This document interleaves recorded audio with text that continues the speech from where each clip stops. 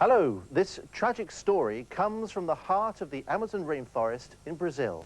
We've got a special report on the Yanomami Indians, a people living a Stone Age life, in danger of being wiped out by men armed with guns who've come looking for gold.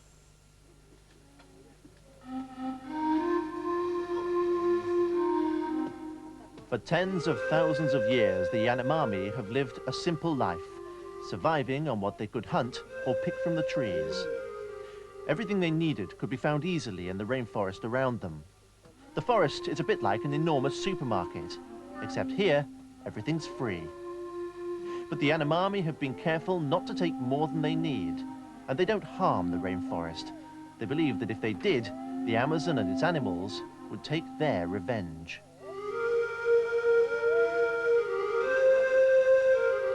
Until recently, there's always been plenty of everything here. The Yanomami only had to work for 4 hours a day to gather what they needed to survive. The rest of the time was for talking, telling stories, and enjoying a simple and peaceful life.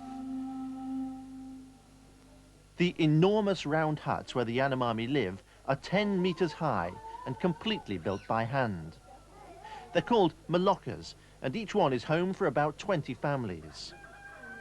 Every family has its own space around the edge of the malocca to hang hammocks and keep a fire burning day and night. It's their sitting room, bedroom and kitchen all in one. There are no walls or curtains to separate this family from the next. And in a way, the people of the village are just one big family. Each Yanomami hut stands in a rainforest clearing several days' walk from the nearest neighbors. It's surrounded by gardens where the Indians grow the fruit and vegetables that make up most of their food. They plant over 60 different crops, and we wouldn't recognize many of them. But over half of the gardens are used to grow something more familiar: bananas. The gardening and everything else here is done by hand, as it always has been. Until very recently, the Yanomami didn't even have metal knives or iron cooking pots. They came with the first explorers. Before that, their only tools were made of stone. The Yanomami still have no machines. That doesn't just mean CD players or food mixers. They don't even have the simplest machine of all, the wheel. There are no books or school here, because there's no such thing as writing. This baby will learn all she needs to know about surviving life in the rainforest from her mother and other adults in the village. The rainforest's hot, and the Yanomami wear few clothes. Instead of getting dressed when they get up in the morning, they decorate their faces and bodies with paints made from rainforest plants.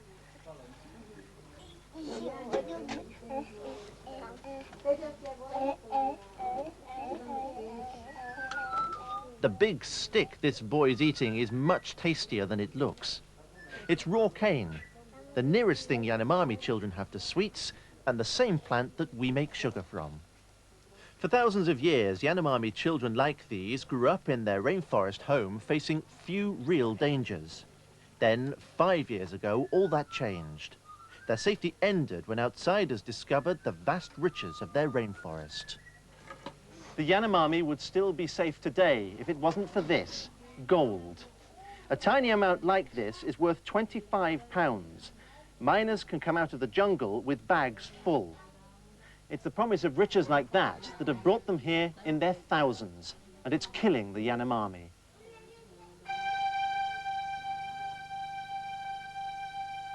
As they search for their fortune, the miners break up the soft Amazon earth with powerful jets of water, scarring the forest forever.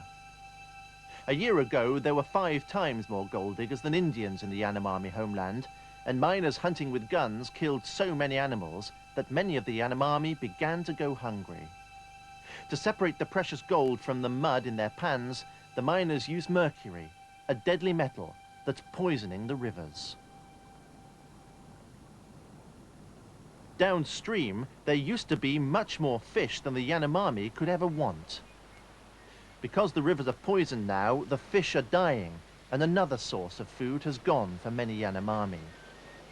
Now, when they go fishing, they often catch nothing at all.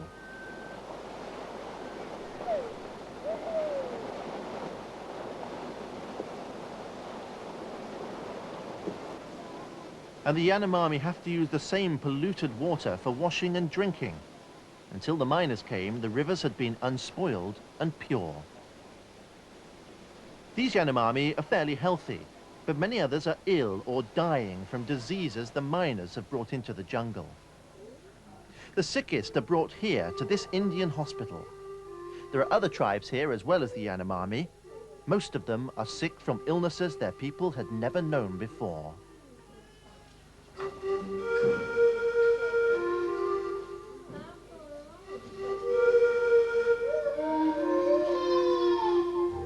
It's reckoned that in the last 2 years, 1 in 5 Yanomami has died. Most of the victims were children, and some villages were almost completely